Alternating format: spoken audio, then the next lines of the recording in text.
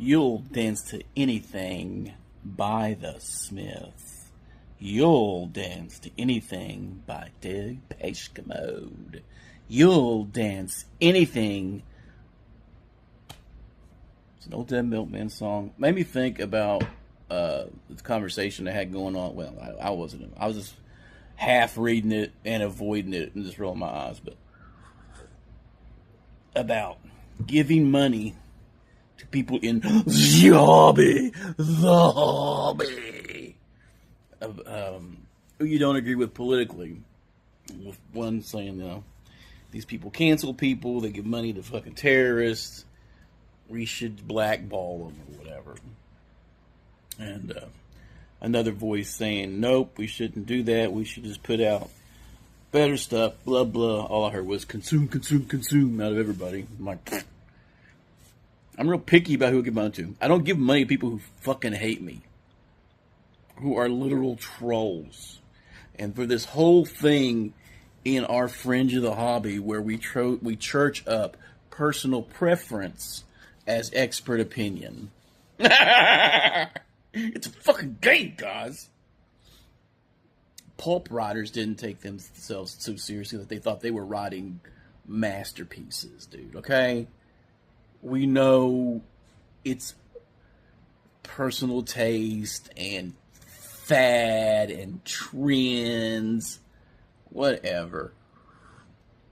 Everybody's getting their panties in their wad about stuff. Reach down there and give yourself a tug, man. Get that stuff get that out of the crack. But I don't give money to people who hate me. Simple. It's a pretty simple thing. I barely spend money on the hobby. Don't. I buy Red Room stuff. I've been getting stuff printed for the Red Room because I want it on my shelf in case I run a modern at a table. That's it. I get Greg Gillespie stuff because I love it.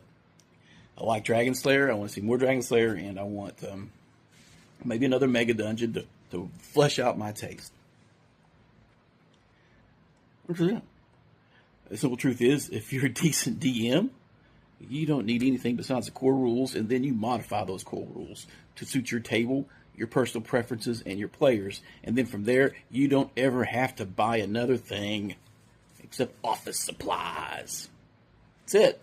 That's the truth. Everything else is to give you inspiration, or you just want to use other people's stuff and then take it in. I do that a lot. I call it Bubbifying.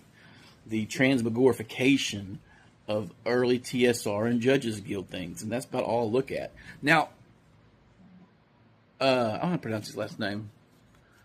Grogan put so much stuff on Dragon's Foot and over on Drive-Thru. And that stuff works very well. The Ostrich stuff works very well. In all of my Greg Gillespie Mega Dungeons, I've always found stuff to put on the fringes and has connecting pieces to as adventure hooks and stuff. It all works and they're all easily modified. So that TSR era approach of a dungeon with a short history that you could alter, change, or ignore, that you could stick in to other stuff, works very well. So for my fantasy stuff, that's what I've been doing. I don't make stuff up from scratch hardly anymore. I do a lot of stuff on the fly, really, on the fly. Just, they're playing, I'm like, yeah, okay, so what I'm doing, and just tweak it while we're going, depending on the feedback from the table. But yeah, that conversation just went on and on. Do we have too much time on our hands? But the people that some of us are like, I'm never buying their stuff again, or I'm not hanging out with them. I'm saying about Proctor. I love Labyrinth Lord.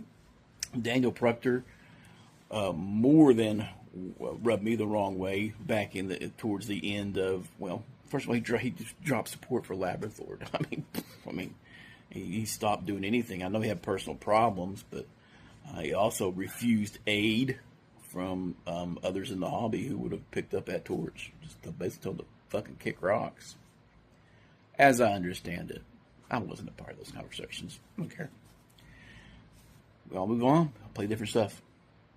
But don't give money to people who hate you.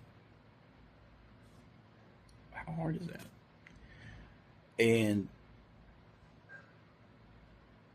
if you're going to give money to bad actors and stuff, they will. I mean, they're not going to change their behavior because they're being rewarded for not changing their behavior. It's not that big a deal to me. There's so many things in the marketplace that affect sales. Insulting your customer base, being a douche nozzle, that will do it too. It totally will. Like, my brand is basically grumpy old man with a big mouth. Kind of crass, I guess. I guess that's my brand. I don't know. I'm pretty much irrelevant. I'm irrelevant. So I don't think I don't take myself too seriously. But when I see people taking themselves super seriously, I get kind of amused. And then I kind of want to troll. But I don't know. Just not a lot of energy. I got other stuff going on. So we don't. Probably should. We don't. It's not a big hobby, guys. It's small. So give money and get the stuff from the creators who you like. You like their stuff, and the stuff's good. But don't be guilted into supporting everything, every Kickstarter and stuff. I mean, finances are resources, and work within your budgets. Don't be ridiculous.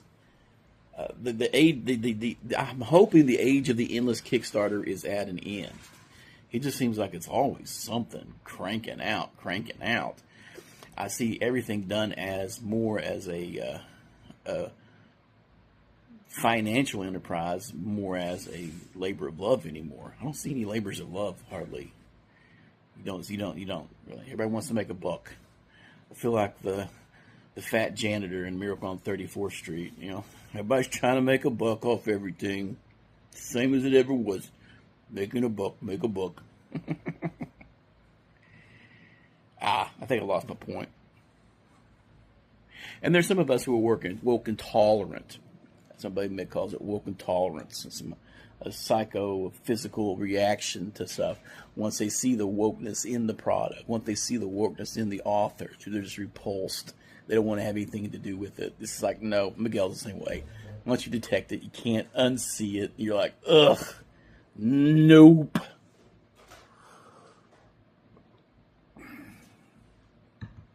I'd share that. Excuse me. But anyway, it's healthy to talk about things you're passionate about, guys. But Jesus, don't get your panties in a wad too much. Just chill out. Everybody's got an opinion. No one wants to hear it. It's kind of like assholes. Is that your opinion again? Later.